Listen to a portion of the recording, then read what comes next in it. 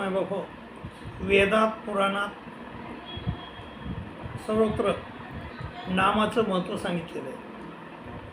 नामानं परमेश्वर प्राप्त होतो असं सर्वच जण म्हणतात. आणि संत ज्ञानेश्वर देखील म्हणतात की नित्य नेम नामी ते प्राणी दुर्लभ पण लक्ष्मी वल्लभ तयार होईल.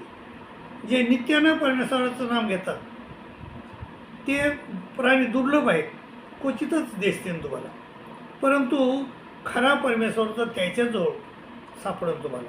म्हणून ते म्हणतात की ज्ञानदेव मौन जपमाळ अंतरी धरून श्रीहरी जपे सदा.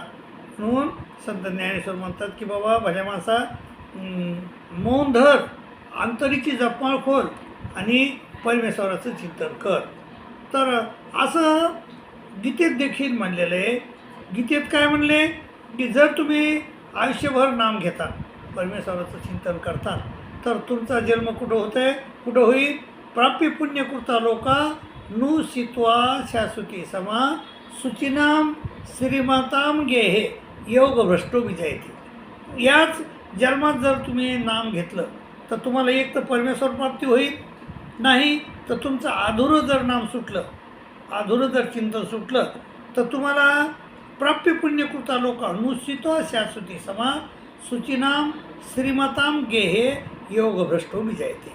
तर तुमचं अर्धवट सुटलेले जे लोक येतात नाम, आता त्या लोकांना मनुष्य देह तर मिळेनच, पण पुण्यवान लोकांच्या घरी, श्रीमंत लोकांच्या घरी भेटन आणि तिथं पुन्हा तुम्ही तिथं परमेश्वराचं चिंतन करता आणि तुम्हाला परमेश्वराची प्राप्ती निश्चित होईल. मायबाहो, असं वेदानं या गीतेनं संतानं म्हणजे नामाचं महत्त्व सांगितलेलं आहे.